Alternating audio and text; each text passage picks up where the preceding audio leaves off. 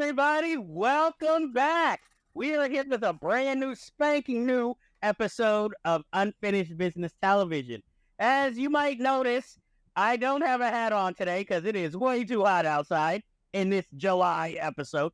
But just in case you're new to the show, hi, I am Jeff Galashaw of Unfinished Business at Unfinished B2 on social media. And with me, as always, is the man with the plan, the man behind the scenes, the ace bowling boy, Andre Joseph of AJ Epics Productions.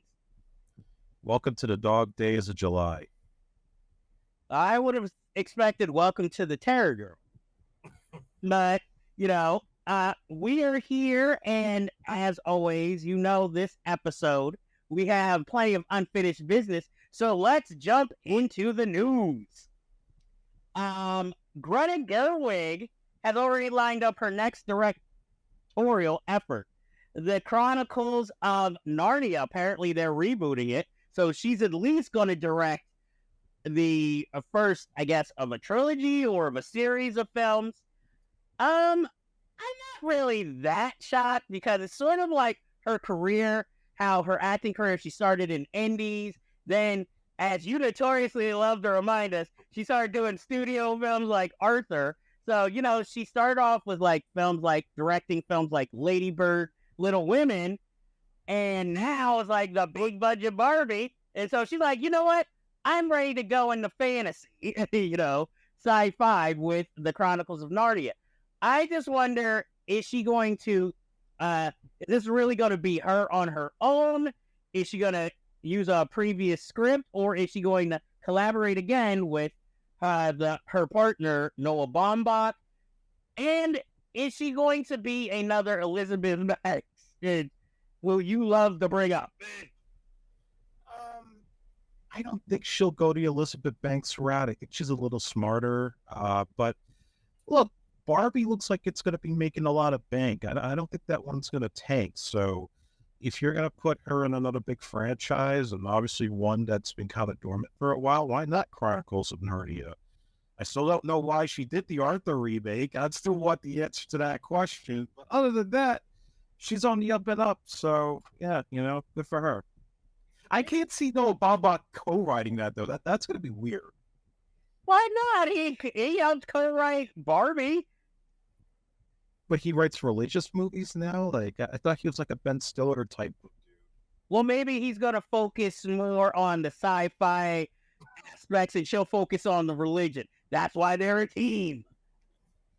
Who knows? I'm putting my money there's already a script out there, but I'm sure she'll put her polish on it as she is a noted writer herself. Will you be going to see this, or are you waiting for a trailer first? I never saw the original Chronicles of Narnia, so unless I have kids, which I'm nowhere near, probably avoid it.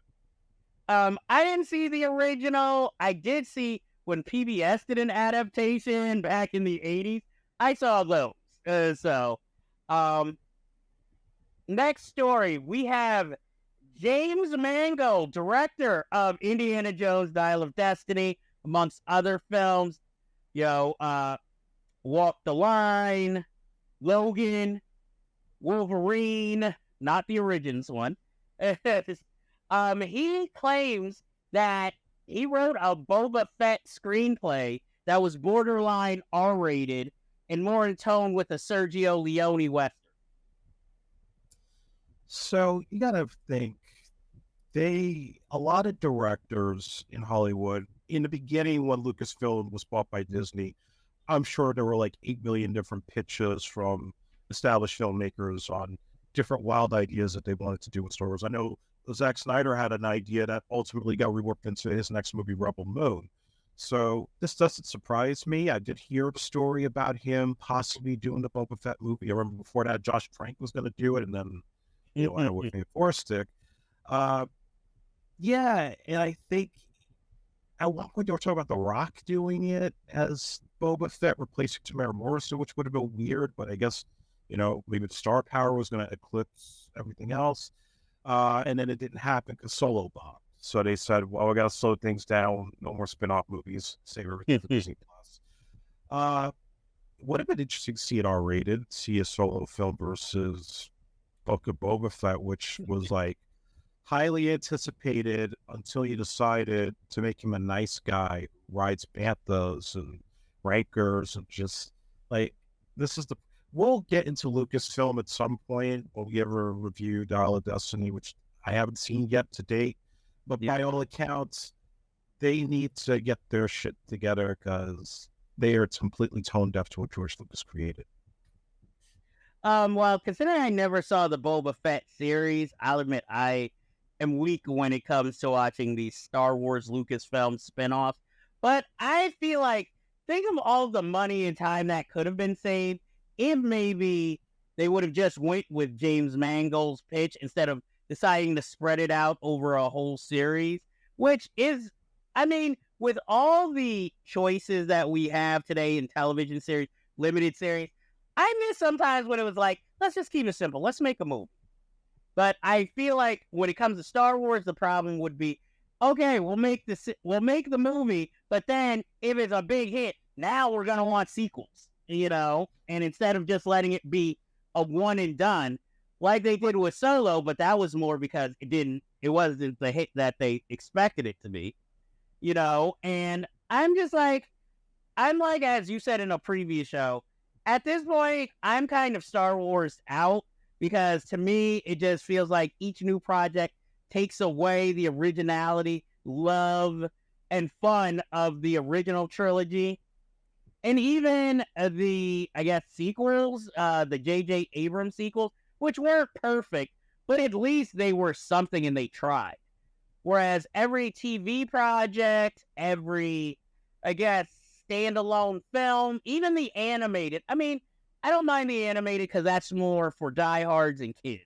So I don't mind those, and it doesn't feel like they're as much canon and taking down the legacy. But, it's sort of like how they're planning more Star Wars films from different directors. I'm interested to see it, but then when you hear some of the storylines, like, oh, we're going to get into the history of all the Jedis, where it's just like, I really wasn't hankering for that, Where it's like, you're explaining everything way too much. It's sort of like when they did the Friday the 13th remake and then explained how Jason was able to hunt all these kids down with a bell system, but still never explained the speed. But it was like, this is too much detail. I admire that you want to explain it, but it doesn't need to be explained. Part of the fun of it is not knowing certain things. Or sort of like when you watch a movie, putting your own belief of how everything happened rather than you plainly explaining it to me. And not only that, but like I remember when I saw the Book of Boba Fett trailer and the whole like sort of Godfather gangster vibe that it had, I feel like the tone that Andor had is like this serious, secession type of show similar to the Secession show on HBO. That's the tone that I think Boba Fett should have had, which was not to be Mandalorian and cutesy with Baby Yoda running around, but have it be like straight up gangs in Tatooine trying to fight, kill each other and fight for territory. But instead what they did was they tried to be cute with it. And they took a popular character that had been underutilized in the films. And George Lucas admitted that he should have done better with Boba Fett in The Empire Strikes Back, Return of the Jedi. And instead it's like, oh, because we need to make him likable and he's a protagonist, we have to completely neuter him. As soon as you have this guy fighting a Wookiee in his underwear, they needed to start firing people. And that's what's going to happen right now. Oh, well, see, luckily I missed all that. I mean, all over the years, I remember, Boba Fett being, prophesized by fans, but he was never a character where I was like, you know what? They need to do a whole series or a whole movie about him. So, I'm like, again, I'm fine with how everything lays. If you guys want to write, a book that is officially part of the Star Wars canon, I'm fine with that, but I didn't need a whole movie, 100 million. And I understand, movies are not made plainly just for me. But I know there was an outcry for that character, and maybe, people who wanted to see characters from Rogue One with Andor, but sometimes it's just like, you're creating stuff that no one's really asking for. Like this new Jude Law, I guess, Star Wars series that's going to come out. You know, it's a whole new. It doesn't involve necessarily anything from the original that fans were demanding to see. They were just like, hey, let's just create another series, put a star in it, and see where it goes. It kind of feels like Marvel almost with some of their characters when they give them a television series. You know, I understand franchising, but you also can over-franchise to death, too. There's a reason why Back to the Future only has 3 movies. That's all I'm going to say. Well, don't forget, and a stage show. Mm-hmm. Well, I'm talking about canon. I'm not talking about like the see Marty McFly, how he met Doc. We got that covered in a comic book, which I still have to find. Yeah, let's not talk about that too much because you never know. People like, wait, that's true. We never did explain certain things. Well, again, so let's make this clear, people, so everybody knows and just get the straight, because there's always rumors. As long as Robert Zemeckis and Bob Geller are alive, there will not be a 4th movie, and there will not be a remake. Thankfully. Well, staying on that subject, at least Steven Spielberg, you know, him, Martin Scorsese, and Paul Thomas Anderson apparently sailing Turner Classic Movies after massive layoffs. And, you know, because I think they had like over 90 workers, and now they're like down to 30, and believing that they could run the channel with that few. But I also think this comes as, I'm glad they saved it. Don't get me wrong, because I love classic movies, because that is a thing I need to discover more classic movies, you know, and especially as I'm so interested in film history. But I also think this goes back to my problem with streaming and when it comes to physical media, which is I liked collecting physical media. I'll admit sometimes it was, oh, what's the latest? But also I still like to collect obscure DVDs from like Vinegar Syndrome, Arrow, DVD, because the problem is that with streaming, when it first started, they made it seem like, oh, we're always going to have these movies. You'll always be able to find them, maybe for a fee, but they'll always be there. But as you continuously see, now, I guess they have so much new product that now, even though they have the room, they start deleting titles. And if you're deleting your own titles, where are we supposed to find them? You know, if we don't watch them when they're new. And the same goes with classic movies. I mean, I know there might not be as much of a demand and popularity, but there are still people who do appreciate or want to discover classic movies, see the movies that inspired the current ones that they watch. And I feel like by kind of gutting TCM, it's like it's going to be like when I was growing up, how they were talking about, even before the trailers, they would do a thing about how certain movies are being lost, the negatives are dirty, and how they still needed donations to save these films.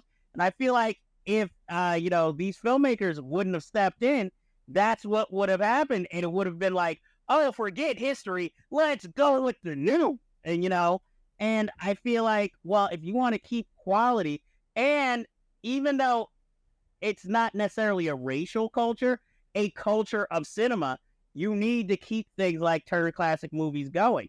It is in its own way the PBS of cinema right now, and that we need. So yeah, that's all I have to say on that subject. What do you think? Well, a couple of points. I think it's the right thing to try to save TCM. I think people running Warner Brothers right now are a bunch of assholes who are just gutting shit without thinking it through.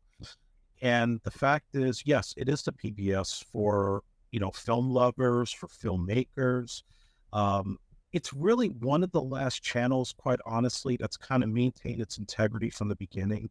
Because, like, IFC is a total letdown. How did IFC go from, you know, a place where, you know, you see all these independent films you couldn't get anywhere else, you know, championing the people that were coming out of Sundance, to now just playing blockbusters? I never understood that. And Saved by the Bell episodes. Yeah, Saved by the Bell repeats. That's independent film. Like, what the that and also Sundance Channel, the same thing. They used to just be stuff that played at Sundance. Now it's just all, you know, studio blockbusters. Even studio blockbusters that Robert Redford was in. And I feel like not that I watch it all the time, but I appreciate that it's there, and I can stop once in a while if there's a movie of interest that's on demand.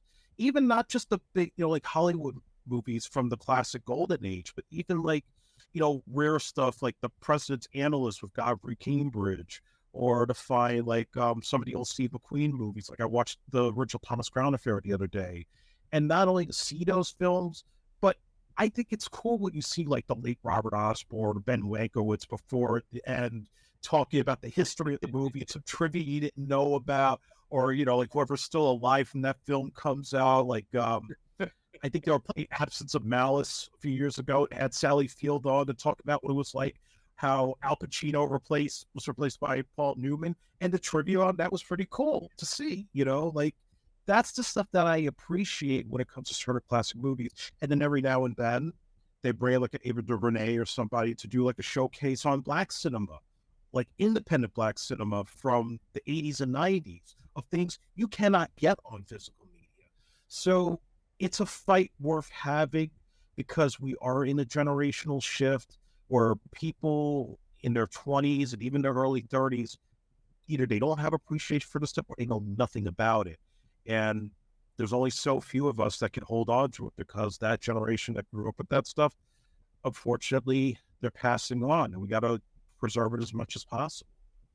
Yes, because it kind of reminds me, since you're talking about channels that used to represent, I don't know if you ever had Flicks, the channel. Yeah.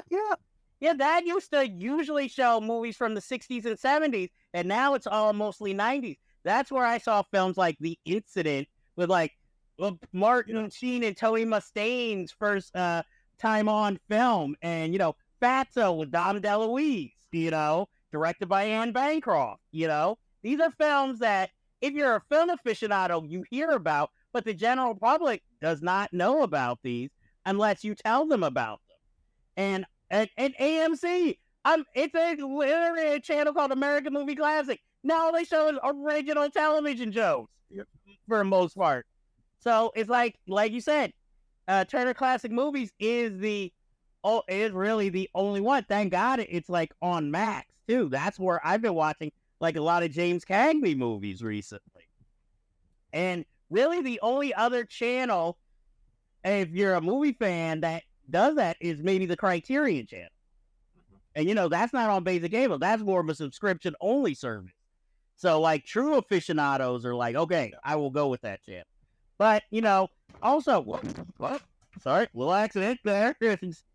But also, this ties into another story, because Paul Thomas Anderson is now making another movie for Warner Brothers. So that might be tied into, the deal of how he got to save or help save Turner Classic Movies.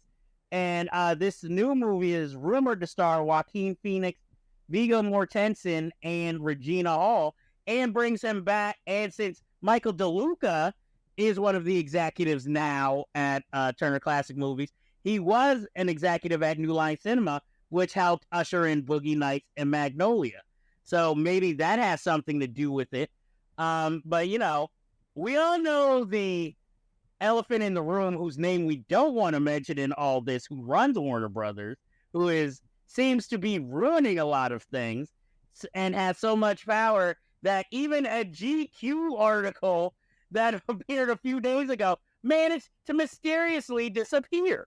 Though if you follow me on Facebook, I have the original article and reprinted it, or shared the reprint. So I just know that guy is so dumb. He really is. It shows what happens when you bring a businessman to run art, because he's all about the money. It's like he's never seen a film or liked one in his life. It's sort of like, hey, who should run this film company? A music executive or a guy who ran an antique store. And that's a lot of Hollywood now. A lot of it is just bankers and lawyers that are crunching numbers and making cuts and trying to save their asses. It's not like the people that used to run those studios who, might have those backgrounds, but they still had appreciation for the art and the storytelling and tried to empower the filmmakers. And when people were making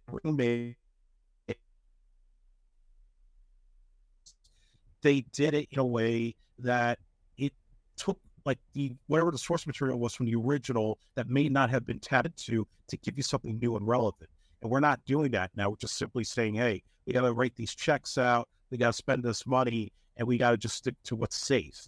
And you're not growing anything that way. Exactly. It's bad enough we won't get a, Batgirl movie, but they were so sure this last movie, we must put it out, and then it ended up blowing up in their face. And, since we're on that subject, what does the Flash bombing mean to James Gunn's DC Universe plan? In the long run, probably not much, because I think people had a sense going in that we have all these holdovers from the last regime, so we're basically just dumping these films out before we start fresh and new with James Gunn. So, I mean, people are just going to have to look forward to what he decides to do and how the tone and the shifting of the DC brand is going to go under his watch. I think it's going to be a problem for two of the movies we'll be probably talking a little bit about, Blue Beetle and Aquaman Lost Kingdom, because with the Flash bombing, that's already proving that the audience is already tired of DC, or at least they're tired of, they have the idea in their heads from the failure of Shazam and Black Adam, this stuff's not going to continue, so why bother paying money to see it when it's going to be on HBO Max in 3 weeks? So I'm just going to wait and see it, and then that's that. Whether it's good or not, they're not going to care. What they have to worry about, though, is the fact that the DC brand is damaged in general, because we've had how many takes on Superman, how many takes on Batman, and it's confusing the shit out of the audience that's maybe not in the know like we are. And basically, by the time you get to that Superman film that Gunn is directing, you have to find every single way from a marketing perspective to say, this is all new, this is all different, and this is going to feel like an epic event, and not just, oh, this is just an advertisement for a new universe that we're building, because nobody's going to care. It's like, we fell for this once, we're not going to go for this again. And so that's where I think there's the trouble, is the fact that the brand is damaged goods. How do you get the audience back into the seats so that they don't feel like they're wasting their money? And my thing is, who was the critic or executive, or was it a filmmaker, who said, like, The Flash was the greatest superhero film ever, or that they had ever seen? I have a secret about that, Jeff. They paid him to say that. Oh, obviously, or I was going to say, they haven't seen many superhero films. But then again, I can't talk because I haven't seen it yet, so. You have also, again, a lot of people in Hollywood kind of live in a bubble where they think whatever is popular, not necessarily on social media, but whatever they see getting projected in just the media and the zeitgeist at large, and they think that's the cool thing to do. That's what they grasp onto. I think that's why they sort of, I hate to say it, but the way that they try to push diversity in movies now is because of, this uprising, and everybody's trying to be more sensitive about, we got to make sure everybody's represented. But then when you try to almost preach to the audience, they get turned off by that. And they want to go to a movie and be entertained and escape real life for 2 hours, unless that movie is designed and advertised as an agenda-driven film. That's one thing. But if you're going to lay it into a blockbuster that's supposed to just entertain you, you buy your popcorn, your soda, you just want to enjoy the ride for 2 hours, and you're trying to tell them how to feel, how to think politically, you're not going to make money that way. You're just going to piss more people off. That's why Disney's losing money right now, because people are sick and tired of that shit. Well, I think there's a way to do it. You just have to do it more subtly instead of like, card. Like, it's sort of like, in what was that movie? Oh, don't drink your juice in the... Yeah, I was just talking about that. Yeah, where he's like, message is doing that, literally, That's just like, what? Bad writing 101. Well, that's a whole other subject. Well, there's a writing, and then there's like your studio mandated writing that they must, of what you must have in this film. These points you have to drive across. And, like with The Flash, I mean, it was going to be controversial no matter what. And it's interesting that the star of the movie is the one thing that's getting the least, commentary or criticism. rather than everything else in the film. But also, go ahead. No, he's one issue, but there's a lot of other issues besides him or they. And the other thing that kills me is like you're saying they paid whoever that was to say that. It reminds me of when Sean Penn was like, "Oh, I saw Bradley Cooper, The Stars Born. It's one of the greatest movies ever." I'm like, yeah, I think considering you guys are friends, you're a little biased there.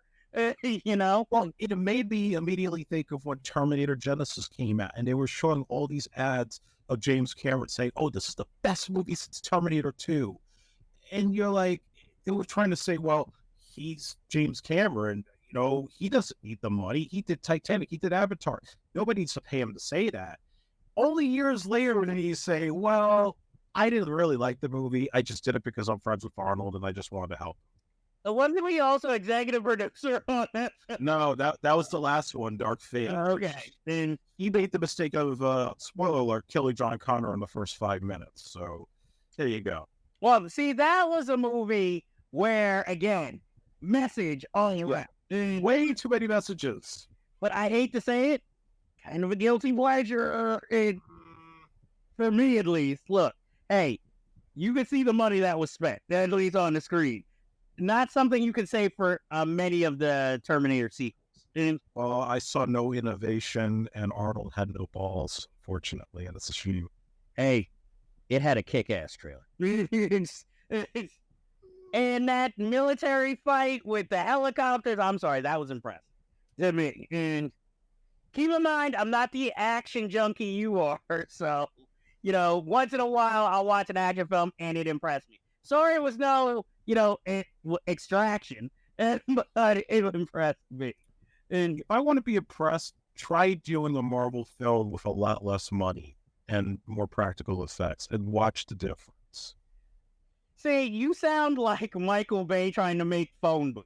Where he's like, first thing, how do we get this fucking thing out of the phone booth? This is in another. But I want to see these guys, like these filmmakers, just try harder. Yes, you got these $250, $300 million movies where they get all these special effects, they overwork the VFX companies, and they think they got the next Avatar, and it looks like shit, which is going to be the case with The Flash, which when we review it, that's going to be one of my sticking points.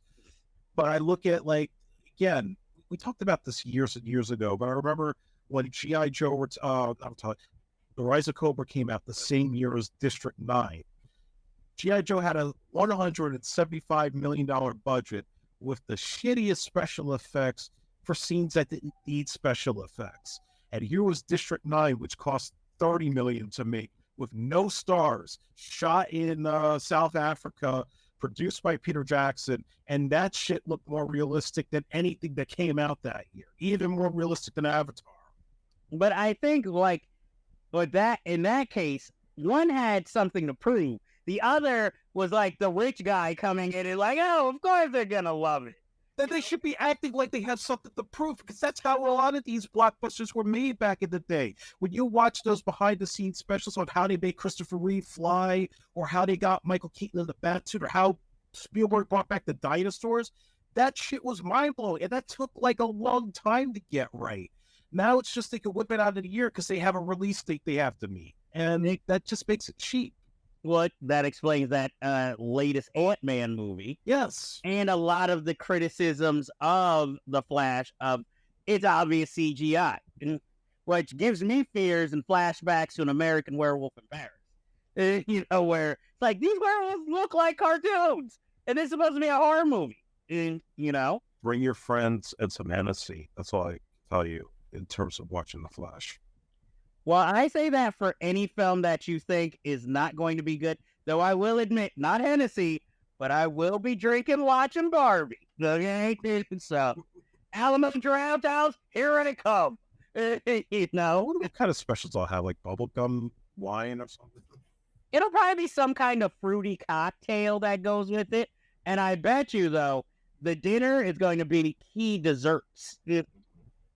But, hey, I'm going to be there. Maybe not open in the weekend, but before it leaves theaters, I will see Barbie. So, we'll have to wait for you to see it before we can review it on the show.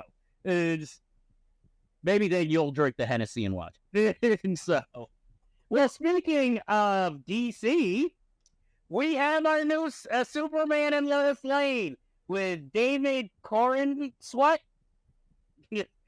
and Rachel Brosnahan.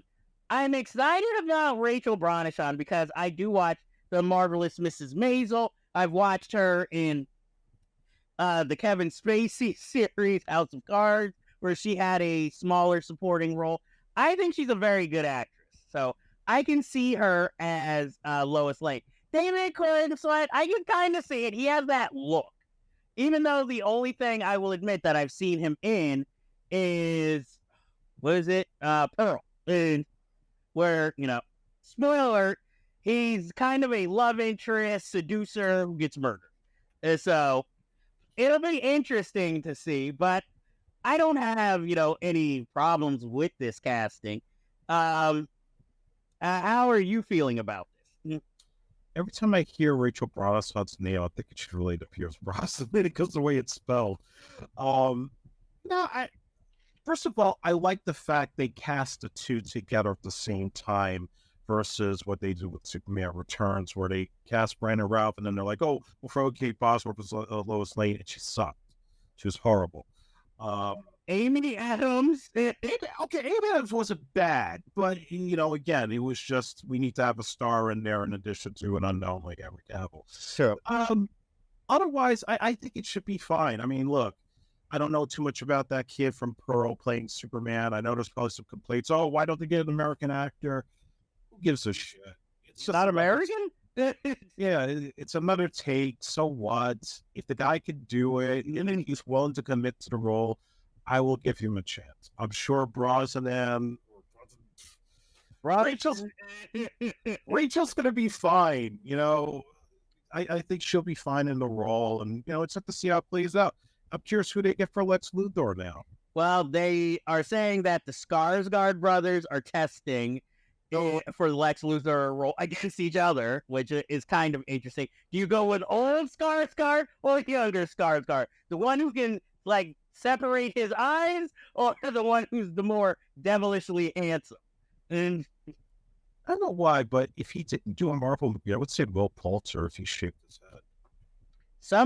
I was gonna say Stellan Skarsgård's pissed oh, because I did Marvel, y'all can't call me. And that's no convincing English accent. Well, it's sort of like how Bryan Cranston keeps asking people, why? Because I shaved my head, you still got to be a good Lex Luthor? He could either be an excellent Lex Luthor or Perry White. I'd more go with Perry White. But, again, with this take, let's just not just make it Lex Luthor. He's got this whole rogues gallery of villains like Brainiac and not the Eradicator, obviously, is the alternate Superman from the Different Return storyline. Mr. Multiplex, you have a plethora of villains. Can we just do other people and not just jump into, we gotta do Batman v Superman? Well, we gotta go with the core villain, It's sort of but you make an interesting point, because not like every time they do a Batman movie, and as soon as we get a new person, has to be the Joker, Yeah, Jesus Christ, stop it with that. But, I mean, really could get it. Let's face it, most people just know Lex Luthor. No one's gonna be like, well, what about Mr. However you say his name, the little Mr. Multiplex. Yeah, or, my favorite, Bizarro. Bizarro's another one. I think, honestly, they had a missed opportunity with all movies. Superman 3, when they could have gotten Dudley Moore to play Mr. Mistoplex, and they just were like, oh no, let's get Richard Pryor because he loves Superman 2 so much. And they almost made him Brainiac before they said, oh, well, we don't want to have Richard Pryor play a bad guy. Let's make him some computer hacker who works with a bootleg Lex Luthor played by Robert Vaughn. That's going to sell tickets. Or, again, let's just bring Brainiac in, Yeah, instead of a fucking computer that takes over Andy Ross with that scary ass, turn her into a cyborg, which scared me as a kid, and it looked like some bad Frankenstein ripoff. This is why they needed Richard Donner. Well, I say, hey, we can always go with John Peters' idea of casting Tim Allen as Brainiac for a career resurgence. And Oh, you don't want to see the Flash now. oh no. Oh no. Okay, so anyway, actually, even though I have no problem with Rachel Brosnahan, an interesting casting. I don't know if you ever watched My Crazy Ex-Girlfriend. The woman who started that, I think, would be a good Lois Lane, but I know they would never do it. I think Rachel Ziegler would have been a great Lois Lane. You with the Ziegler? It's just something oddly, there's something very oddly attractive about her, but I wouldn't like go there because then it feels like, you know, I'm breaking a law. Yeah, and she's gonna be what? Lois Lane, college reporter? Well, she could play her cousin that went to school with Kara from Supergirl. Oh, that now you're going into a whole totally. I mean, they're redoing all this shit anyway, and you know, Mohr's gonna play Lobo at some point, so why not? Let's mix and match. Hey, I have nothing against Rachel Ziegler, but I'm just like, unless we're doing Superboy,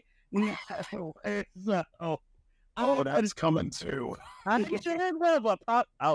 maybe as a series again, like you, like back in the day. Maybe they get, well, no, Justin Timberlake's too old.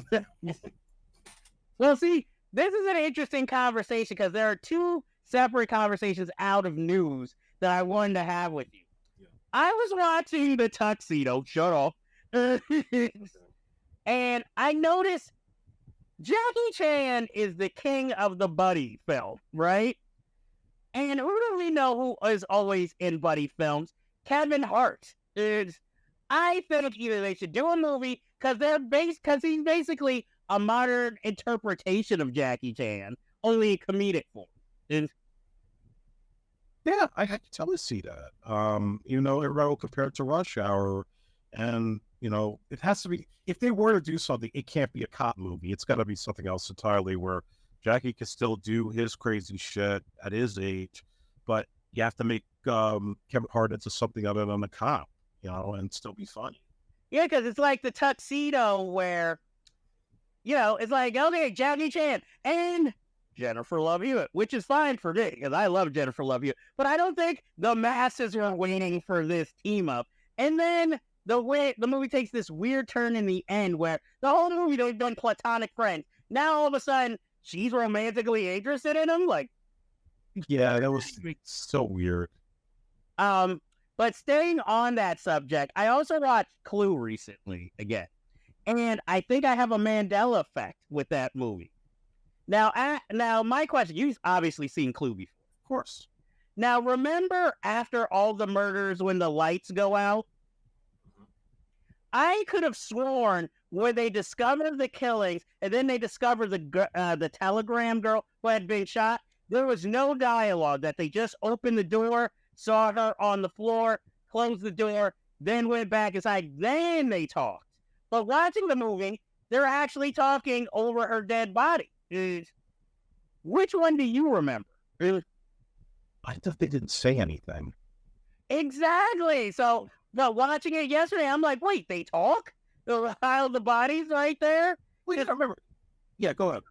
No, because I thought that was a brilliant piece of dark comedy with them just having seen so many murders. They're just sitting there like, yep, here goes another one. And then just closing the door.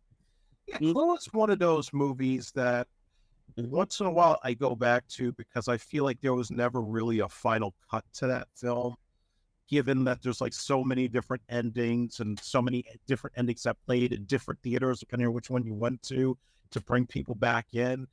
And I never knew what was like. I guess I always thought the definitive ending was Tim Curry being the killer. Because that's the one I always saw, but it seemed like there's so many different versions of this movie. That's why we still talk about it. But I also feel like that's the best ending version because I think it's also the most shown, you know, like all the other endings are like, let's say 5 minutes long, whereas this one with Tim Curry is like 10 minutes long and shows you why you should believe this ending. And I wonder if maybe people should kind of do that for more of these films that have multiple endings, but they couldn't decide on one. I mean, I guess that's what the DVD process of deleted scenes is for, But think of how much fun it was in Clue. It was fun in Clue. It's not fun when it's Disney with their cut and paste way of how they make movies, where it's like, oh, well, we got this version, that version, we got to change this ending, that ending, and then you end up with shit. Well, see, my thing is also it's the best that I've seen that Jonathan Lynn has ever done. Yeah, I didn't even know he wrote it. I always just thought he directed it. And John Landis produced it. He almost directed it. I could see him directing it, and I am going to say that's another one of the stronger films that John Landis, actually produced or was behind. I wish he could come up with material like that still. Then, well, then maybe he wouldn't be a pariah. I think we've heard about him as of late has soured me on him, despite his early hits. Yeah, though, like you said, he does bring up good points when he talks about streaming nowadays. But I feel like, is this like kind of the Republican politician now trying to get the crowd on their side by saying, yeah, streaming, fuck it. And fund the stupids too. Or I not. Yeah, I've seen that stuff, and you don't want to look at the comment section when it comes to him. Well, I mean, at least he's not as delusional as his son, who was doing, I'm going to do this crossover of the X-Men movie, and then I'm going to play every role in my pitch for 2 hours. But also, since we were talking about casting, I have some ideas if they ever remade Clue. Now, of course, this is me alone. Jennifer Love Hewitt as Miss Scarlet. And Parker Posey can either play Madeline Kahn's role or Mrs. Peacock. I can see her play the Madeline Kahn part. Now, see, the key element that would be hard to cast is Tim Curry's. Because you need somebody who could do slapstick, who's light on their feet, but can't be a superstar because it would be too obvious. He has to kind of be on the same level as all the side characters. This is a movie that calls out for, like, character actors. We're putting you all in. Maybe Matthew Good. There's a name I haven't heard in a while. And has like that flim-flam man type of way about himself. Is it because he's British? Yeah. Okay, because I was about to say, I could say Michael Sheen, but we know that wouldn't work. Yeah, maybe years ago. Not today. Yeah, because I've never really seen Michael Sheen do intentional comedy, except for like guest starring on 30 Rock. As long as it's not Ben Stiller, I'm all for it. Yeah, he's done comedy. Well, Ben Stiller I could see playing a side character.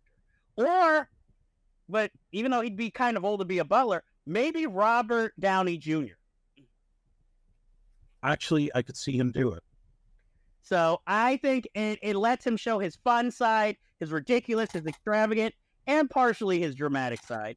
But if he's playing that, who's playing Michael McKean's role?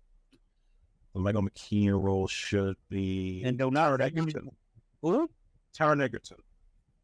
You went young. And at first I thought you were going to say Joel Edgerton. I'd be like, I can see him as Colonel Mustard. I think he probably works as Colonel Mustard, too. I just wonder, do you think kind of these, Glass Onion, these Benoit Blanc films are kind of based on kind of Clue?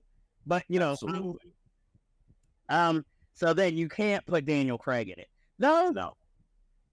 I wonder, do you think Hugh Grant could be that physical in comedy to play the Tim Curry role? I think, yeah, maybe. Because, did you see the Paddington movies?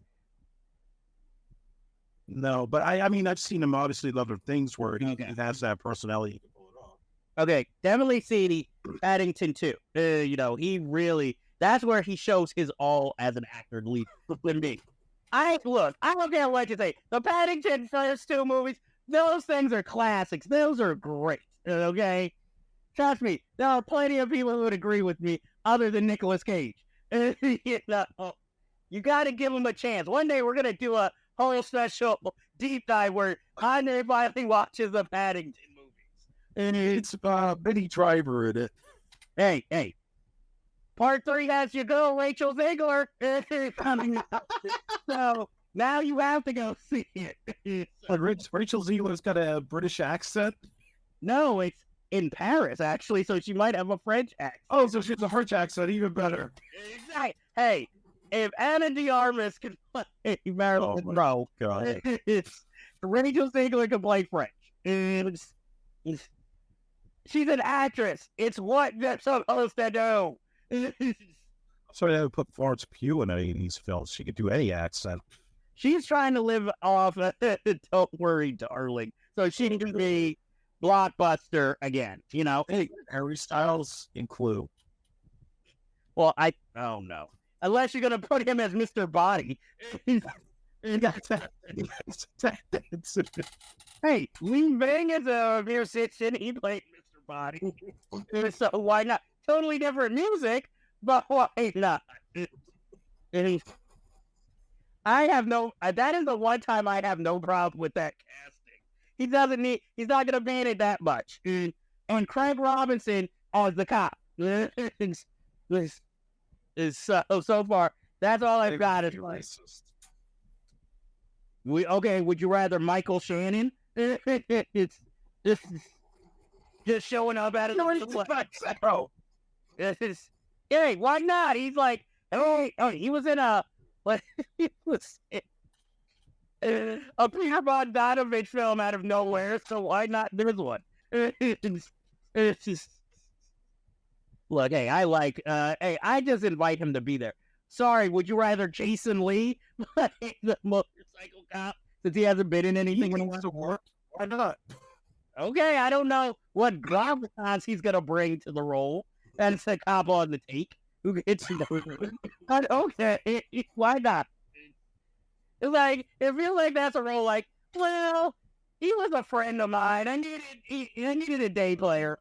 You know. I'd be like, hey, I called Cameron Douglas. I was like, Michael, what's your son doing?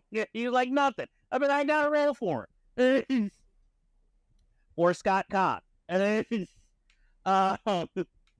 So, Ari Aster's director of Hereditary, Beau is Afraid, which I still haven't seen. New film is called Eddington, and it's a Western set during the pandemic.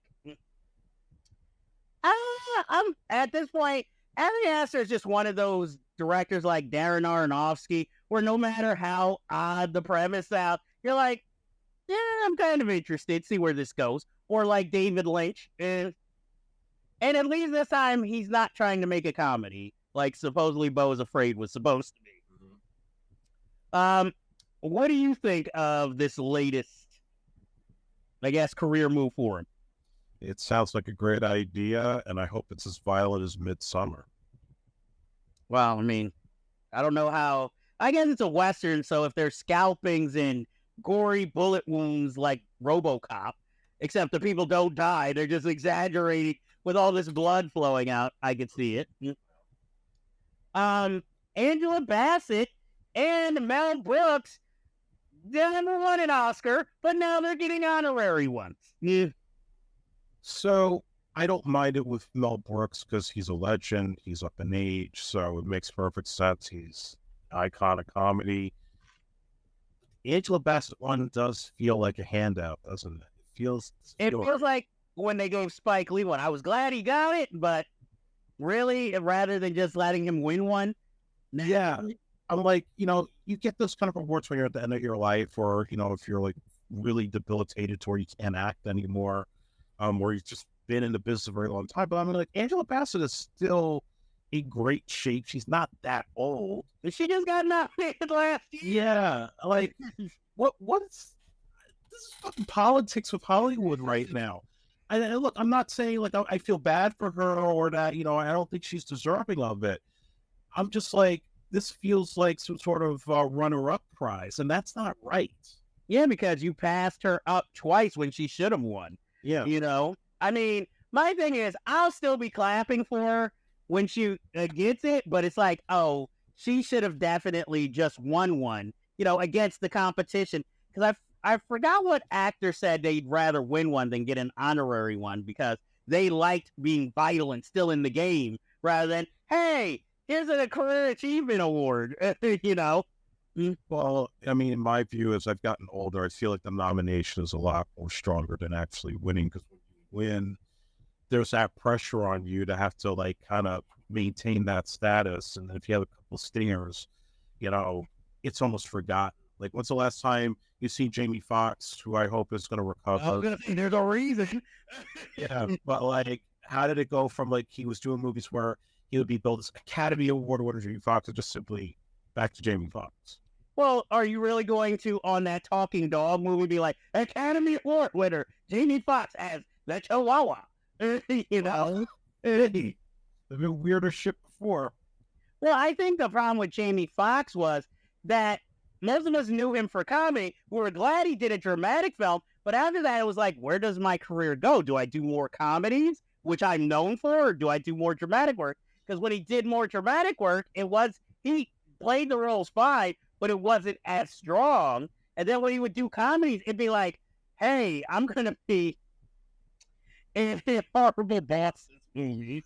Not even that, but it's just the fact that when I saw Any Given Sunday, I said he was going to win an Oscar one day. I felt his performance was that good in that movie. Really? Yeah, no shit. Like, I saw it with my dad in the theater, and I was like, no, he's really good. He's going to definitely get the Oscar. So I was happy when he got it for Ray. But I think he kind of admitted it in some interviews around the time he did Django. It just consumed him to the point where if he had an ego before the Oscar, it got dialed up to 11. And that's when you start to hear about, you know, like the issues on Miami Vice. Well, that whole performance showed the ego had gone through the roof. Yeah, and you know, like he basically had to get humble to kind of get back to being the comedy guy and still be able to do a drama every now and then. Well, he needed Tom Cruise to come around again and be like, supposedly what happened when he auditioned for, Jerry Maguire. And he stole his wife after that. Okay, if you want to go with that story, we'll say stole his wife. I mean, come on, you know, like, look, the Scientology thing freaked her out, and who did she run to? She decided, hey, nice chocolate man. Yeah, yes, with the sunglass company. You know, she's really trying to. She's like, "Wow, does your daughter really need to be the DJ on Shazam?" I need work.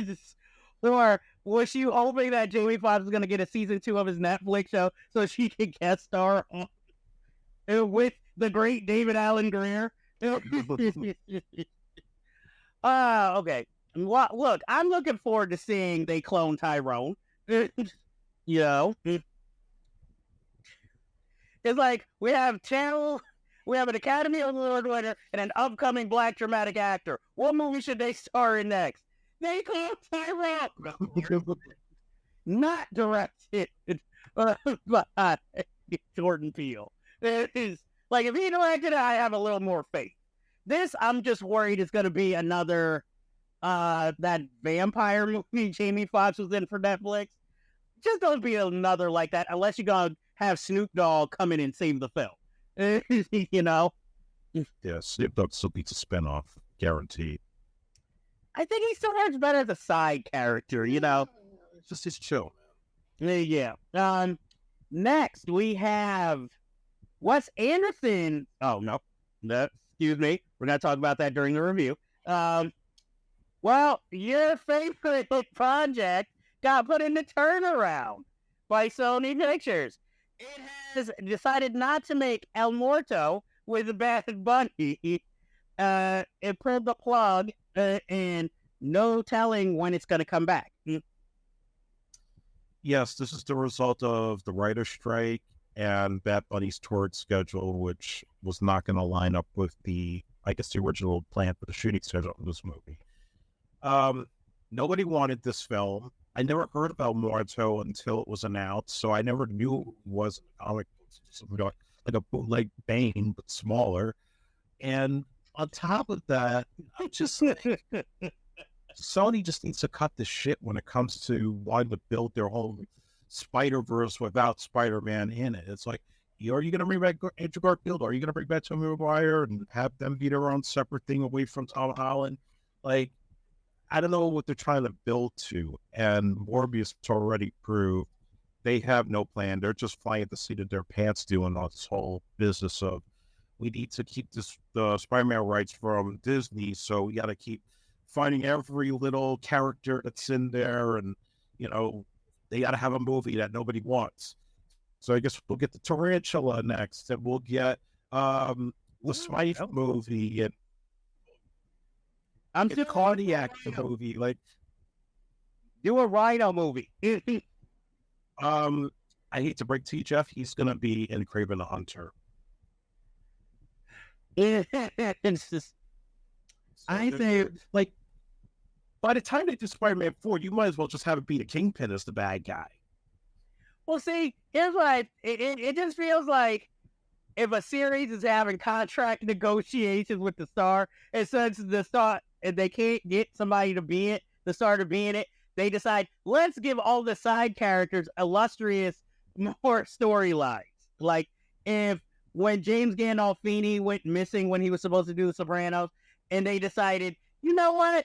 Instead of, like, even Christopher being the center of this episode, let's take Paulie Walnuts and give him a whole episode of, the dramatics of his life. And I'll even say this, too. Like, okay, I may not love this movie, but they probably see, like, oh, they can reach the Latino market.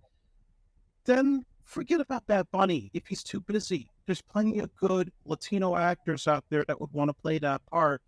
And maybe if you give them a shot, he could be their star-making role, or it could be like the next step up from something that's already, getting them to that place.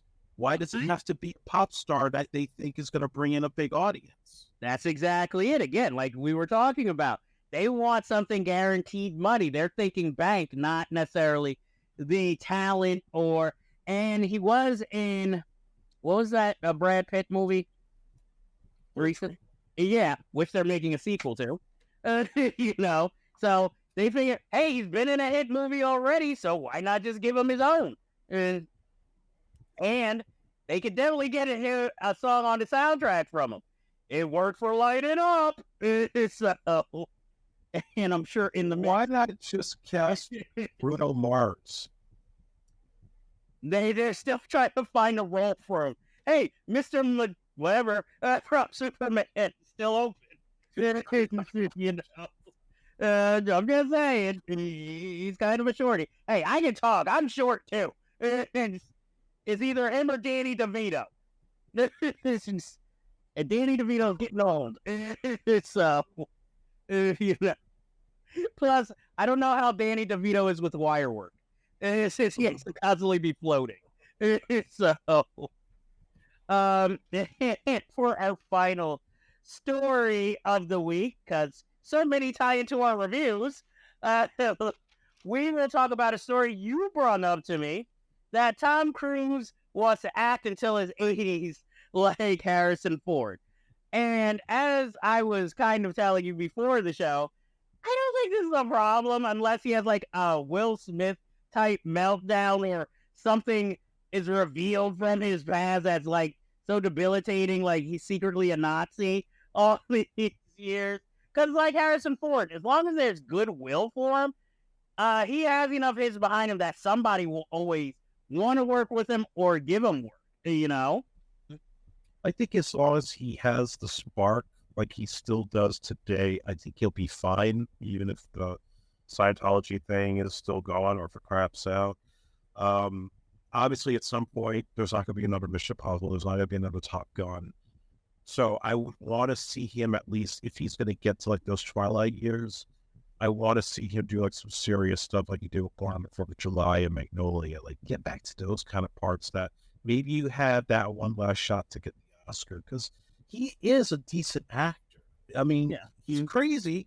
He does those crazy stunts and, into some weird shit, but you cannot deny the fact that the man is a good promoter. Yeah, I mean, at this point, it feels like every time he has a movie, he's like Evel Knievel. Like, look what I'm going to do next, stunt-wise. So, that every summer... Yeah, that... Super Dave. Exactly, because every summer, it's like, the Tom Cruise stunt spectacular. What role shall it be? Even when he tried doing the Mummy, he had to make sure, how many stunt scenes do I have? 5? Good. I'm ready for this. And to know this man's dedication, when he first did the first Mission Impossible movie, and Steven Spielberg told him he should look at the Brian De Palma, you know what he did? He watched every Brian De Palma movie in 24 hours straight. The man is nuts. I mean, he has a whole religion behind him. It's just, but, like I said, say what you will about his crazy beliefs, but you notice very rarely from anybody who's worked with him has really any bad things to say about him. Well, yeah, because they're confidentiality. They don't want to get blacklisted in Hollywood. Well, even Tandy Newton doesn't even, and shoot, she was blowing the whistle on a lot of people. She didn't even have anything particularly bad to say about him. He's just a good businessman. And I mean, look, he gets to travel the world. We don't get that luxury as much. So I got to say, I kind of envy him, at least on that front. But I wouldn't get to all the weird cultist shit. Hey, he has a good following. He has, I guess, kind of celebrity friends. Him and Jamie Foxx were friends until that thing happened. I don't know if him and Steven Spielberg are cool, but They are. Yeah, Spielberg thanked them for saving Hollywood last year. Oh, okay. So I mean, he's a good sport. Either way. Maybe he. Since you mentioned the dramatic film, as long as it's not like another Robert Redford, Lions for Lambs type role, then we'll be good. Where, I mean, you have a movie with him sharing scenes with mainly Meryl Streep, and still the movie wasn't good. So, yeah, I want to win the war of terror. Hey, I want more Magnolia type roles, something that's challenging in a way we've never seen before, where he's actually cursing, and I guess showing off his body and, talking bad about women. I mean, he wants to do another, the Les Grossman character from Tropic Thunder. He wants to do a sequel to that, but I'm just like, okay, that was cool for 1 minute. Like, do something else that's kind of funny and out of the character. Well, it would have been funny if, imagine him playing the Ben Stiller role in Tropic Thunder. That would have been even better. That would have been art imitating life. But at least it's like him poking fun of himself and showing he has a sense of humor. I'm for Tom Cruise coming up in another comedy with a Les Grossman type character. But, as long as it's not like, hey, I'm going to do a comedy. We're going to call it Night and Day that has some action in it, as long as not that type of comedy. I mean, hey, he was almost in Shallow Hal playing the lead role. That would have been really strange. At least it's something different. And so that ends our news segment. So now we shall get into the trailers. Let me get my notes, people. And pardon me, folks. I got fans running. Okay. No, before we go into trailers, we still do have some kind of news. We have to get into the unfortunate business of the rest in peace section of the show. Starting off, Treat Williams passed away after having a motorcycle accident. Injuries from there. Treat Williams, he's an actor who I feel like everybody knew him or recognized him, but he never got that credit he deserved because he had leading man looks, but, he always tended to get more character actor roles. In fact, like one of the movies we'll be talking about soon, Things to Do in Denver When You're Dead, which was supposed to be his comeback movie, and it kind of gave him a mild comeback, not like the ones we saw like when Robert Forrester was in a Quentin Tarantino movie, but, it kind of reminded Hollywood, oh, he's still, out there, and, gave us movies like where he replaced Tom Berenger in the Substitute movies, but also started a movie I think is highly underrated, Deep Rising, and I mean, this is a guy he's worked with all the greats, Milos Forman in Hair, a movie I personally like, He was in Prince of the City, Sidney Lumet's epic movie about dirty cops. That is very underrated, 1941. He stars in a classic dancing scene that's so well choreographed that, say what you want about the movie as a whole, that sequence is brilliant and perfect in itself. You have him. I mean, he started one of your favorites, The Phantom, with Billy. That's The Phantom. I mean, I remember him from a TV movie called Johnny's Girl with Mia Kirshner, where he ran kind of a strip club, and she played his daughter trying to move out of the Alaska town. Gloria Rubin was in it, and I thought he was really good in that. I mean, he just had such a long... The Ricks with Rita Moreno in one of her greatest roles, personally, where he kind of plays, the straight guy. Smooth Talk with Laura Dern, a movie that is highly underrated. That was the movie that really put him on the map in the 80s. Playing an ex-con who's kind of a predator, who the girl is kind of attracted to and also scared of. I mean, he just has so many movies you could talk about, so that you can't say, oh, he was a flash in the... Once Upon a Time in America. Come on. This man has been in so many well-received and classic movies. And, he had been doing more television in his later years, like most actors. I mean, but, it's just such a great loss because you thought he was going to be around for another 10, 20 years, Do you have any memories in particular of Treat Williams or his performances in films? I think he said it all. I mean, he really had, he could play the hero, he could play the villain, and the, supporting character in a movie and have some sort of presence. Other movies that I think we didn't talk about, the Devil's Own, where he played like the Irish mobster who gives Brad Pitt a bunch of shit, gets brutally murdered. One of my favorites was the HBO movie The Late Shift, where he played Michael Owen, the guy that got Letterman to deal with CBS. I thought that was kind of a standout for him, and playing a Hollywood agent at that time in such a turbulent era of Hollywood. And one little bit of trivia, I did written underrated actors blog on my friend Coast blog, that he actually had a small part in Empire Strikes Back as a rebel pilot, which I was shocked when I learned about that. And I forget the story, if he was like friends with Carrie Fisher or somebody, and he was doing another movie that was near the set and they had him on. I don't think you see his part in the movie, but there are publicity stills of him on set in the suit, the snowspeeder suit, with Carrie Fisher, with Mark Hamill. And I thought that was a cool bit of trivia. Like, I'm shocked they didn't even make his action figure yet, because they made everybody else Star Wars, that they're trying to milk money out of these days. But if he had appeared on screen, they would have wrote his character a television series. Yeah, they would have done something, give him a spin-off or whatever. But yeah, that was truly a shocking loss. And yes, the substitute sequels, totally miscast, but somehow they're like kind of a guilty Thursday night special, What, you don't want to see him fight B.D. Wong in the school's automating garage? Oh, fuck that. What about the fourth one where he's in the military school and he gets on with Angie Everhart? Like, whoa, what? Hi, he was a ladies' man. We can't deny that. And he was even in a Woody Allen movie, Hollywood Ending.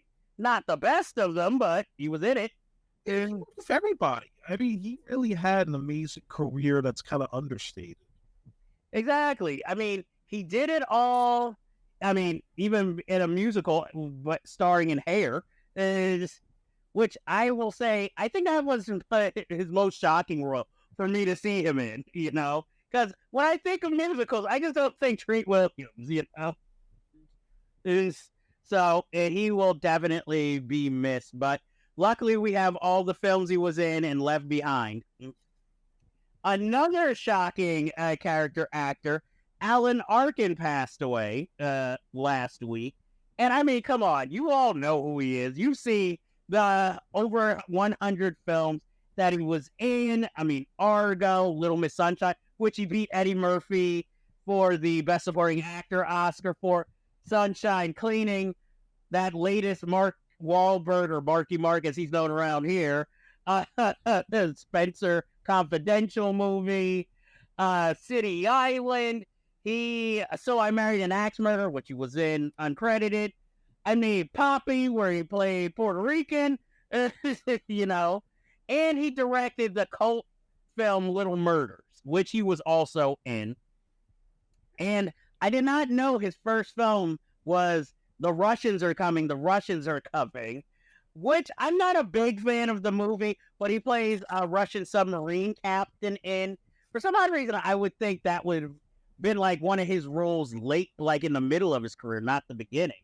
He was always a guy you kind of rested easy knowing he was in the film, because at least you'll know he'll be good at it. Glenn Ross, even though he's not one of the showstoppers in the movie, he's, excellent support. And of course, his son, Adam Arkin, noted actor himself. Wait Until Dark, where he plays kind of a beatnik villain. He was not only a great actor, he was a master of the deadpan too. He was an actor's actor. I'm shocked, other than, being directed by John Cassavetes in Big Trouble, he never actually made like one of Cassavetes' dramatic films. And of course, he was part of the original In-Laws with Peter Falk, back when Alan Arkin still had hair, it's just a great loss, but he's one of those actors where when you see him in anything, or even hear his name, you just put on a smile, just knowing he's there, or at least you start thinking of old performances. I mean, come on, Freddie and the Bean with James Caan. I love that film, despite its problematic nature. What do you have to say about Alan Arkin? Again, another really reliable character actor that did it all and brought legitimacy to anything that he did. Well, with some exceptions, but generally he was good in any movie that he did. He never phoned it in. Movies I think of him in, well, I first knew of him, believe it or not, with The Rocketeer, where he played, I think, his name was Petey. He was the mechanic with Bill Campbell's character, like his best friend. So that was like the first, and I remember seeing that in the theater, and, that was the first, like, introduction to him, and really liking him in that role, and being, like, sort of the sidekick, like the Alfred to his Bruce Wayne type of character. I remember watching Catch-22 in school. Oh, yes. And obviously, that was a big seminal movie for him to be in. Mike Nichols' next movie after The Graduate. Also, this is a role that actually nobody really talks about. So there was a point where he did a lot of TV in addition to film.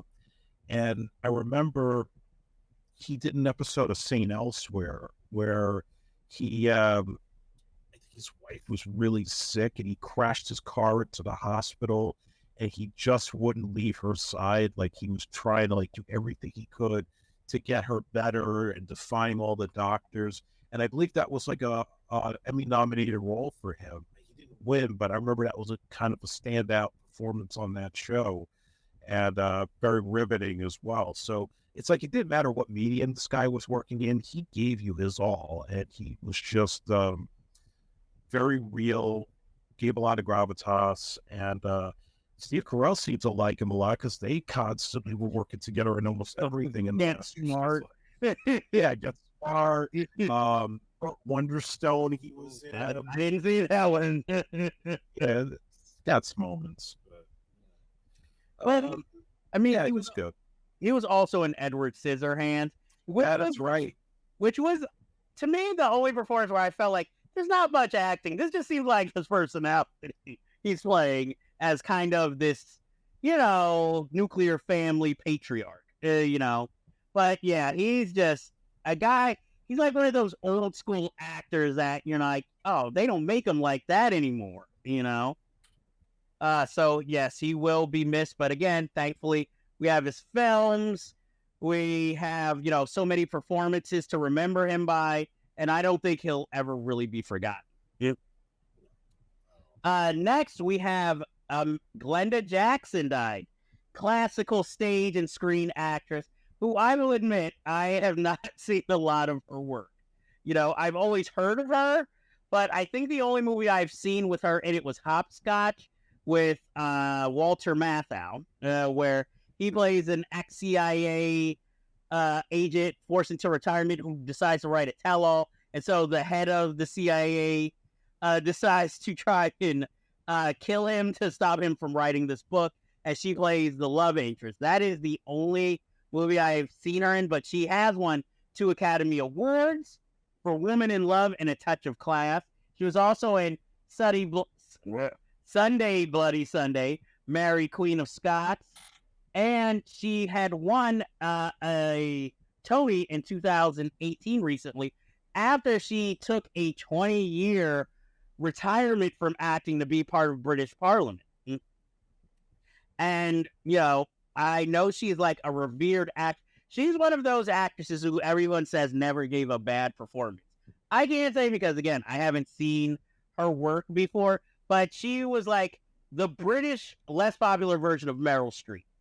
It was not in too many commercial products, but, rest in peace to her. I am slowly going to discover her work like the director Bob Rafelson, who's, at the time of his passing, I had not seen a lot of his work, but after he passed, I started paying attention to his work and truly see, the legacy that they left behind. So, Dean, do you have any memories of Glenda Jackson?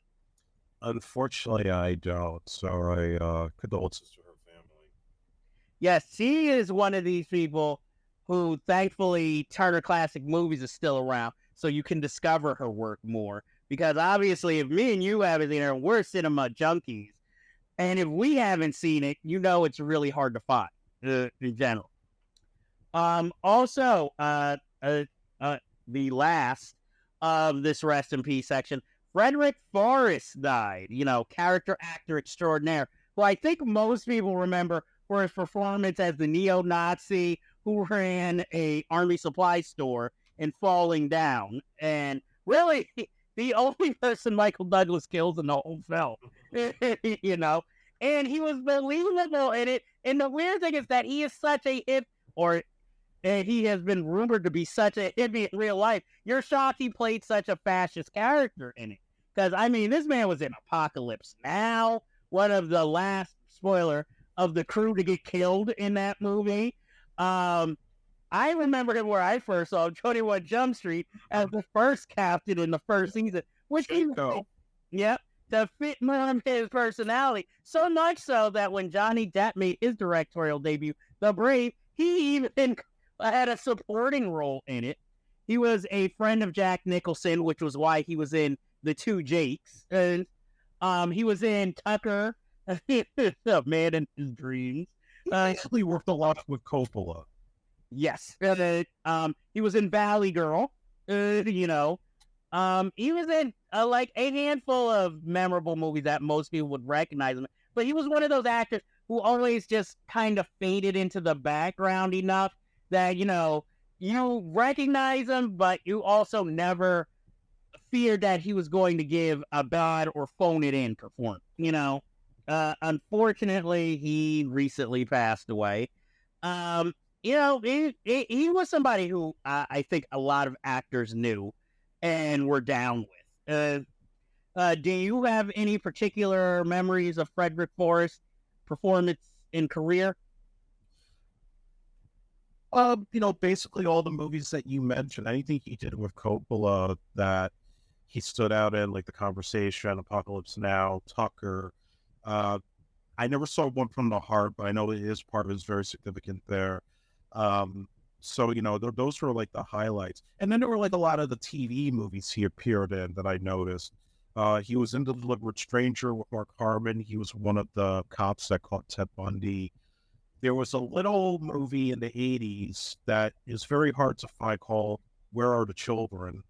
and he played a pedophile kidnapping Jill Clayburgh's kids, and that was kind of a creepy performance. He was also in My First Name. I Know My First Name is Steven. Yes. Wait, was he the? No, he wasn't the kidnapper. He was the kidnapper. He was the kidnapper. Yes. Yeah. So I'm like, see, and it all comes back to a full circle for an episode you guys have already seen now, where we talk about that movie in depth. But you know, he's just one of those guys where it just feels like, man, all the actors of like I grew up watching are like dropping like flies, you know? Man, I'm happy I own the 21 Jump Street box set in a minute, and one of the 5 different versions of Apocalypse Now recut with him in it. You know, but you know, I'm always just gonna remember him as that kind of hippie, like, yeah, man, you know, type of character. You know, so he will be missed. And again, thankfully, we have many performances to remember him by. And he worked with James Woods and Citizen Cone.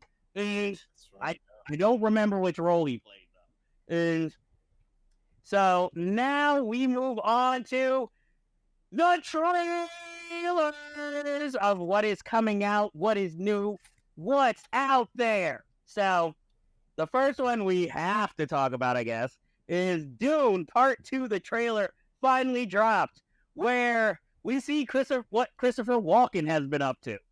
You know, I'm sorry, that is like one of the most noteworthy parts of the trailer for me. I'm like, Walken finally on screen again? Hell yes! Even though I was surprised at how much I like Dune Part 1. This seems to be more the action, where all the action is in this one.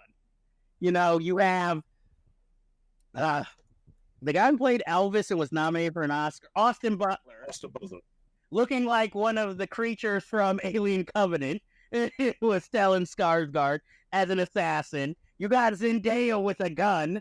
You know, you have Timothy Chalamet being the prophet and going to be this heroic war hero, which I guess will be as believable as he was when he played the king in that medieval movie, with Lily Rose Depp. You have, you know, Josh Brolin suiting up again, you know. You have what is his name? Mr. Penelope Cruz. Javier Bardem. You know. I don't think I'm gonna go see this in theaters. I hate to say it. I'm probably gonna be like how I saw Dune Part 1. I'm probably gonna wait for Max to have it and then watch it. Even though I know it's gonna be epic, but it's also epically long and can be slow at times too.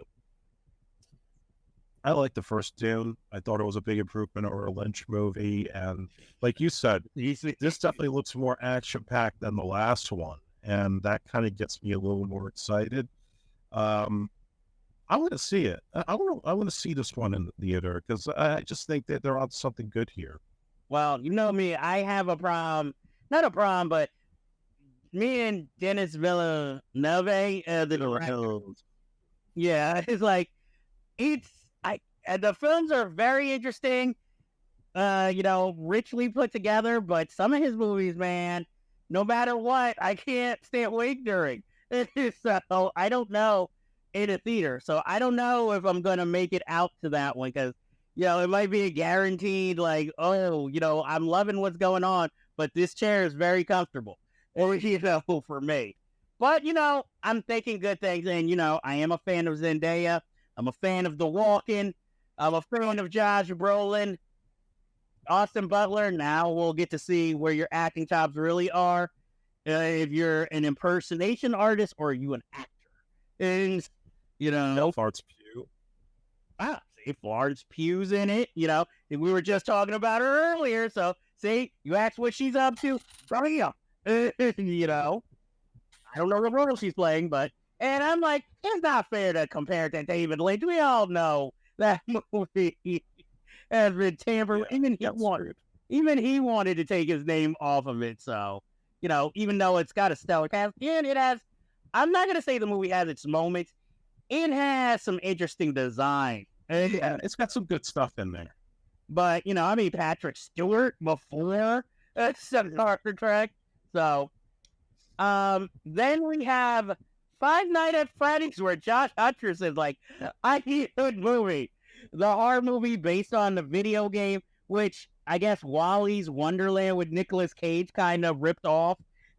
So, it looks interesting, but it also, unfortunately, even though it's the original, it comes after we've seen a bunch of movies like this. Like I said, Wally's Wonderland, and that, what was that weird?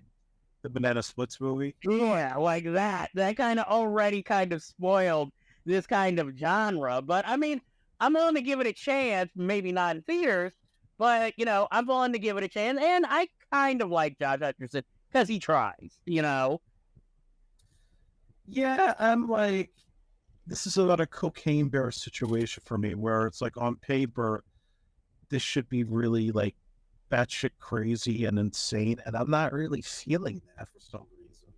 Maybe because I feel like you need something other than Five Nights at Freddy's. Why not a crazy ass Chuck E. Cheese movie? Because we've done that with Willy's Wonderland. Yeah. The problem is, I think they waited too long to come out with an official movie. If they would have struck while the iron's hot, then it would have been like, oh, Willy Wonderland is just ripping off, such and such, Five Nights at Freddy's. It even reminds me of kind of one of those Hulu into, like, their anthology horror film series, kind of had, like, kind of an animated mascot come to life. So, it's like, everybody sold the idea, and now you decide to come out with the film? So, unless it was going to cost $100 million, it was starring, like, I don't know, The Rock, it's going to be a challenge. I got it. Remake Mac and Me as a horror film and still keep Ronald McDonald in it. Look, you cannot remake Mac and Me because that kind of cinematic brilliance and problematic filmmaking can't be repeated. It has to happen accidentally. It has to have Paul Rudd. Well, he likes the movie, so I'm sure you could get him for it. But who's he going to play? What? The alcoholic-looking alien father with the booze belly? He's not going to play the capture himself. Look, just because he looks young, he cannot play the kid in the wheelchair. Or Beans Baxter as the older brother. Now, Ronald McDonald. Hey, if anybody can remember Beans Baxter, you're my people. The show. That's what I miss when McDonald used to produce movies. Because this is basically a paid product placement for them, where if you find the right cut, they actually kill the kid at the end of the movie. It's with a shotgun. No less. They were like, Phil Springsteen is still together with E.T. with guns. We kill a kid in a wheelchair. Beat that, bitch. Keep in mind, this was the same studio that did RoboCop, so I'm actually not shocked to hear this. Yo, if Paul Verhoeven would have directed it, that's a movie. Bloody yes. It'd be like, why do we need a 10-minute long shower scene of their mother naked and watch her cleaning every part of her body as some sort of symbolism for capitalism? Dude, that shit sells itself. Hey, if Showgirls can play on the Criterion Channel, Paul Verhoeven, we've got the remake for you. Subvert children's entertainment without sexualizing the children, though. Yeah, but we don't want that now, but everything else sounds cool. Yes, create a bad-looking mascot costume that looks like a pillow sack with balls cut in it. It'd be believable to all. I need a musical scene set at a McDonald's with a non-brand Ronald McDonald who looks nothing like the official version. I don't know. I just imagine like Grimace like melting and killing people like a lot. I will want the alcoholic father to have his own story arc of explaining how he became a drunk. Child abuse. This is where Intergalactic child abuse. And I say, fuck it. Somewhere we put how many cocks in this movie. He'll do it. He'll take anything now. Not sequels. Well, Yeah, not sequels, but yeah, other than that. and we'll have a banjo playing by him in his scenes. This shit just writes itself. It does. Really does. And I'm like, and even though we were talking about back in we're getting that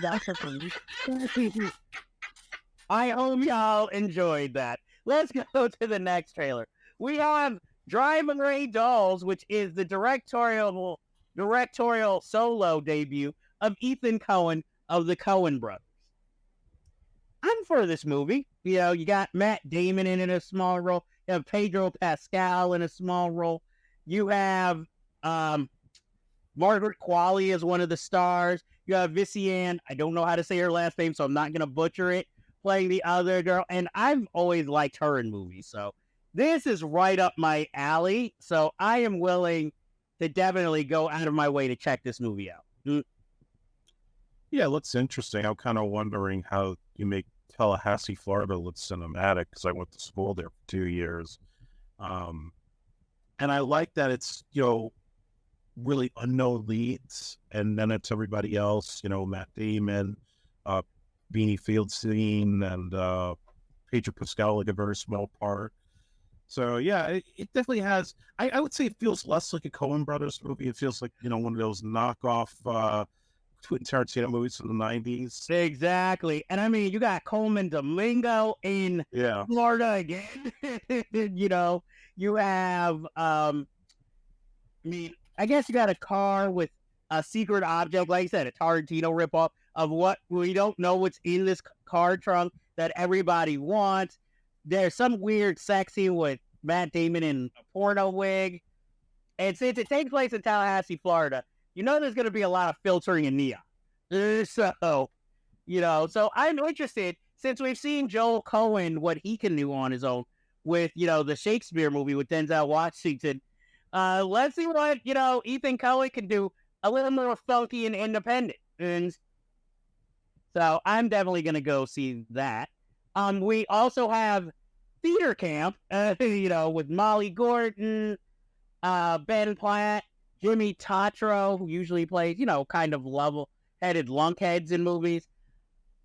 I'm going to see this because this is, I don't know if, what was the name of it? I think it was Camp was the name of the film, where they did a previous movie about theater camp. And this looks to have the promise and cynical side of what that movie didn't have. It just looks hilarious.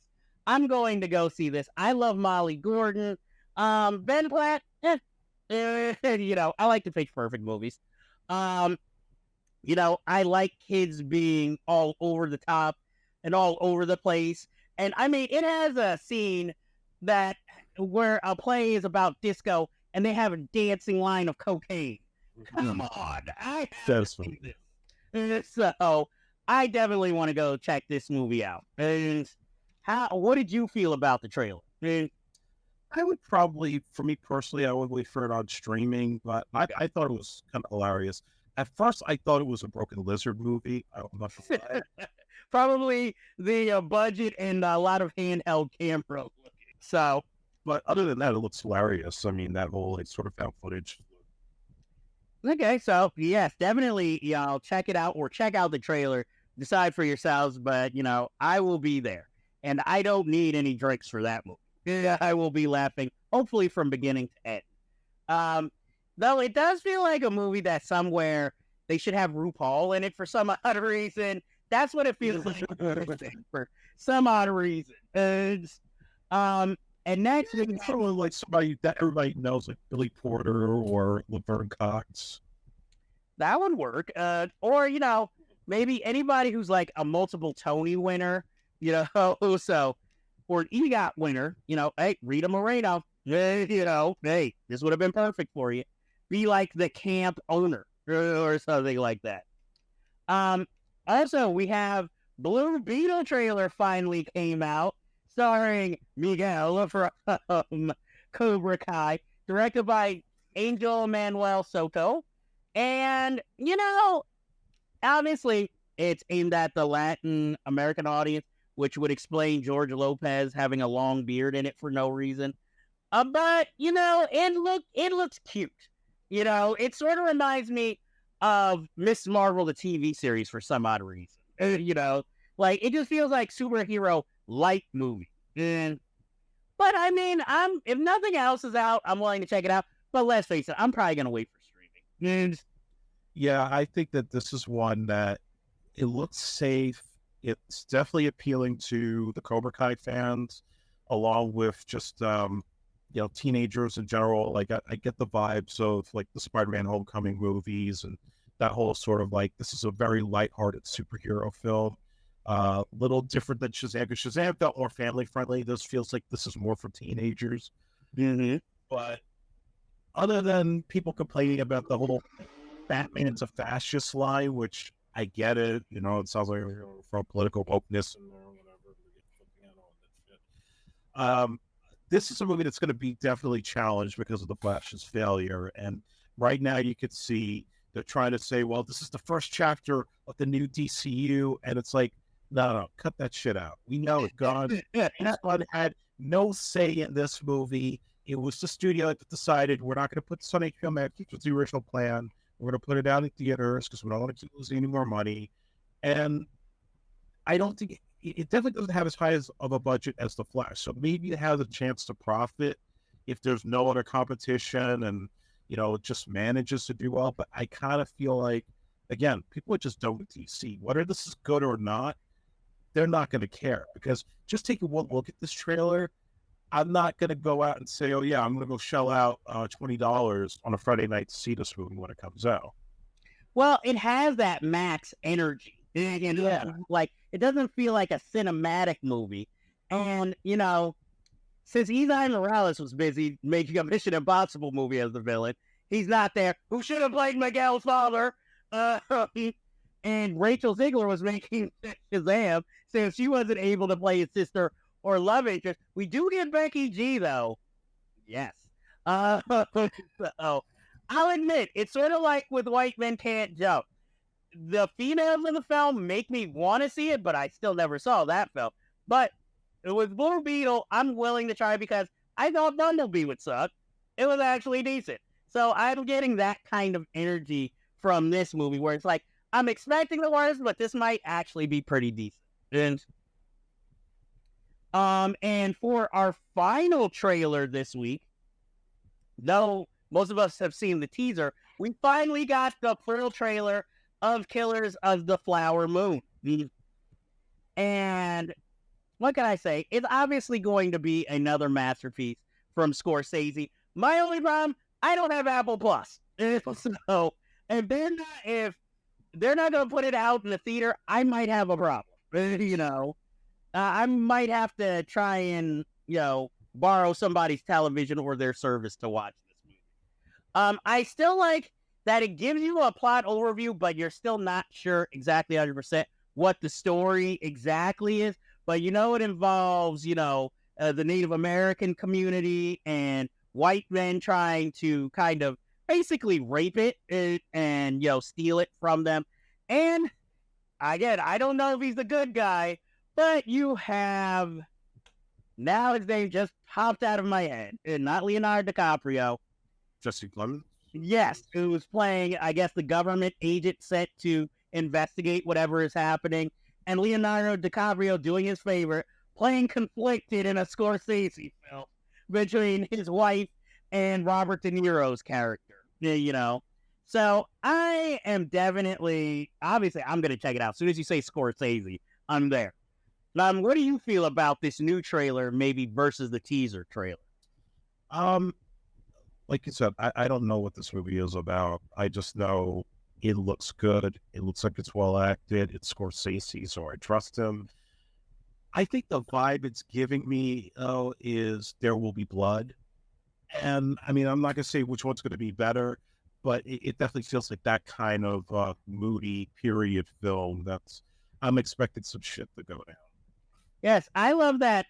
This is the movie where he's like, Robert De Niro and DiCaprio in it together. But you know what we're going to do? We're going to make Robert De Niro the Philistine. You know, it's like, okay, I don't know how this is gonna work, but I can see it. You know, this might be the one time where I was like, so Liam Neeson wasn't available, you know, or I'm like, Brendan Gleeson, you know, I don't know, I just like Brendan. You know, that is the end of our trailer segment.